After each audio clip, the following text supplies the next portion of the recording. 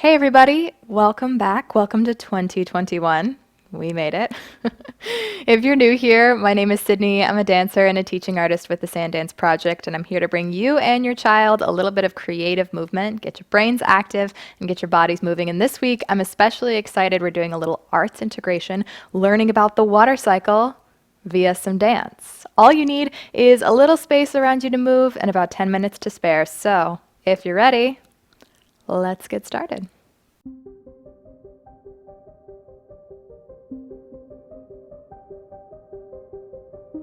All right, dancers, let's get started just with a little warm up for our shoulders. Take your finger as if it has a dot of paint on it and draw a big circle out in front of you.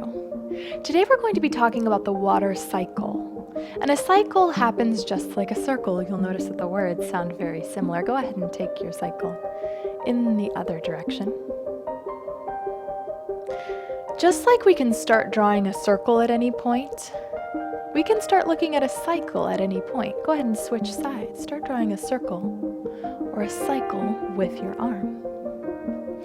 The water cycle is all about how rain falls to the earth, snow falls to the earth, lands and lakes and oceans reverse your direction.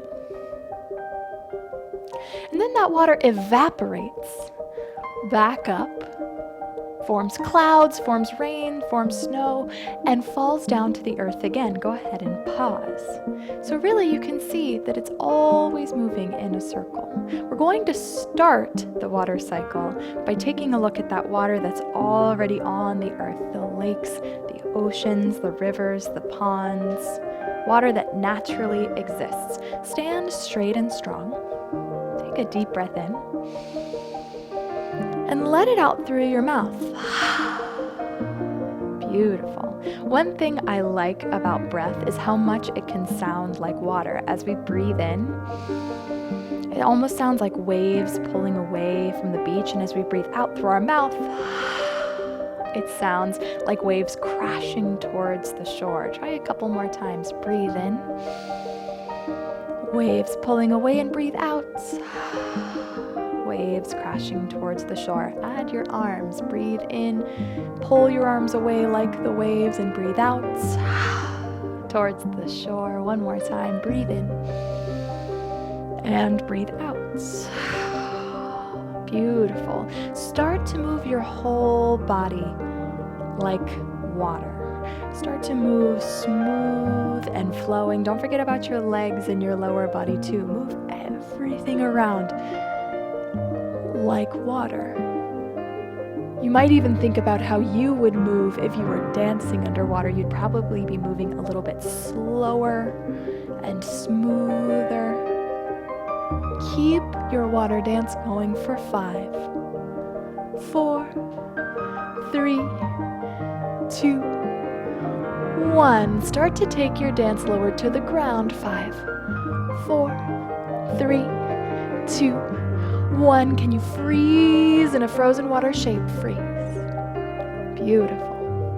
This is how water exists in the lakes and the oceans. Let yourself move just a little bit back and forth. You might even imagine you're like kelp or something else that lives underwater, swaying with the current. The sun shines on the lakes and the rivers and the oceans. And just like the sun warms us up, the sun warms up the water. And the molecules that make up the water start to move a little faster.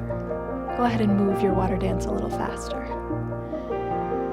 And as the water heats up more, it moves a little faster. Keep going, and a little faster, and a little faster, and a little faster, and then all of a sudden it transforms. It evaporates, and the water becomes steam or vapor. If you've ever seen a hot boiling pot of water, maybe making soup or making tea, and you see the steam rising up off of the pot of water, that's evaporation. Go ahead and come back to your fast-moving molecule dance for 5, 4, 3, 2, 1, and then start to rise like steam coming up off of the water for 5. Rise even taller. 4. Can you rise up on your toes? 3. Can you balance on one leg? 2. 1, and stand straight and strong. Beautiful. Now, how would vapor, steam, move differently than water?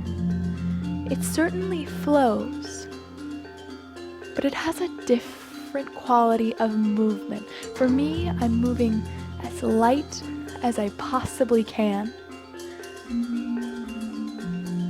and even slower than before.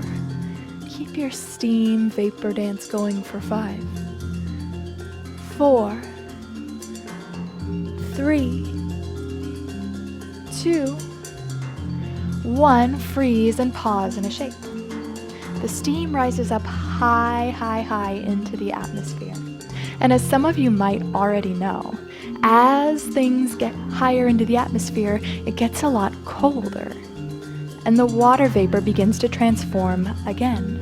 The molecules move slower, and the water starts to condense, to compact, to get smaller, smaller, smaller, smaller, smaller, until it becomes clouds or raindrops or snow. We are going to transform into a big, huge cloud on the count of 3, 2, 1. Explode outward and start drawing a big, beautiful cumulonimbus cloud, big and wide and close to the ground. Keep drawing your cloud, adding details for 5, 4, 3, 2, freeze in a cloud shape. Cumulonimbus clouds not only bring rain, but sometimes they bring thunder. We're going to bring a little rain all the way down to the ground. First things first, fall down towards the ground, just like the rain would fall from the clouds. And sit all the way down with your legs out in front of you. Make sure you have room to put your hands down. Dancers, this is my favorite part of my water cycle dance. We're going to make the sounds of rain using our bodies. So watch close. You're going to follow me, and we're going to begin with our palms together. Start rubbing your palms together, soft and smooth. To me, this sounds like when it's just misting outside. Especially if you have other dancers joining you today, it can really sound like the soft fall of a very light rain. Next, take your fingers to the floor and let your fingertips drum on the ground, starting to sound like little raindrops falling on a window pane or on the roof. And then if you have longer fingernails, drum with your fingernails on the ground. It's starting to really sound like the rain is falling. Now it's going to get a little bit wild in here. The rain's going to get really heavy, and we're going to rumble our legs, bending and straightening our legs back and forth. There you go. Keep going. Keep with the fingernails. And if you want, you can add a clap of thunder. Do everything, all the rain for 5. Really wild storm 4, 3, 2, 1, and start to calm it down. Keep the fingertips going, but the legs are still. Now, rain doesn't usually stop or start very suddenly. It comes and goes. Take the fingernails away and just bring the fingertips. And then last but not least, just like we started, rubbing the hands together as if a big rain cloud just passed all the way over our dance space. On the count of 3, let everything be still. 3, 2, 1, still. Beautiful work, dancers. At this point, the rain would fall down into the body of water, and the cycle would continue. More water would evaporate. More water would condense and form clouds, rain, and snow, and fall back to the earth. Great job using your bodies to learn more about the world around you, dancers.